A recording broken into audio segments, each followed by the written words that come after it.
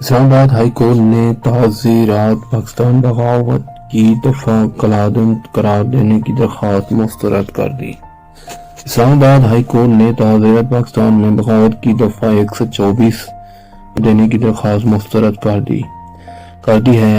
اسلام آباد high court کے chief justice اطہر مان اللہ نے درخواست ناقابل سماعت قرار دے کر خارج کر دی۔ میڈیا رپورٹ کے مطابق شہری مزاری کی جانب سے دائر کردہ درخواست میں موقف اختیار کیا گیا کہ بغاوت کی دفعہ آئین پاکستان میں دیے گئے بنیادی حقوق سے متصادم ہے۔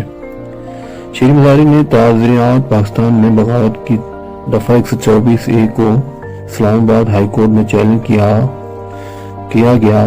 شہری مزاری نے بیرسٹر ابوذر سلمان خان نیازی کے ذریعے دائر کی درخواست میں بغاوت کی دفعہ غیر قانونی قرار دینے کی استدعا کی گئی۔ رہنما پی ٹی آئی کی جانب سے درخواست میں موقف اختیار کیا گیا۔ بغاوت کی دفعہ اظہار رائے کی آزادی سلیب کرنے کے لیے استعمال کی جا رہی ہے۔ یہ دفعہ آئین پاکستان میں دیے گئے بنیادی حقوق سے متصادم ہے۔ تنقید اظہار رائے کو دبانے کے لیے بغاوت کے مقدمات کا سہارا لیا جاتا ہے۔ درخواست میں بغاوت مقدمات کا اندراج روکنے اور بغاوت کے مقدمات پر حکم متعینہ جاری کرنے کی بھی استدعا کی گئی۔ درخواست میں اسلام آباد سمیت چاروں صوبوں کے آئی جی پولیس اور چیف سیکریٹری کو فریق بنایا گیا ہے۔ جبکہ شہری مزاری کا کہنا تھا میں نے 2020 میں بھی بغاوت کے قانون کی حمایت نہیں کی تھی۔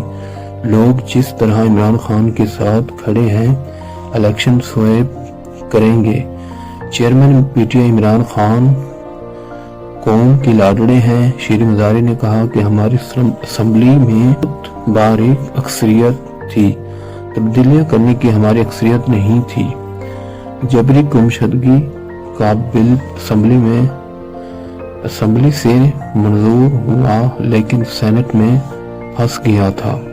پہلے بھی بغاوت کے قانون حمایت نہیں کی تھی۔ لوگ چیئرمین پی ٹی آئی کے ساتھ کھڑے ہیں اور انتخاب میں سویپ کریں گے۔ تو آپ کے لیے اتنا ہی۔ مزید خبریں سننے کے لیے ہمارے چینل کو سبسکرائب کریں اور گھنٹی کے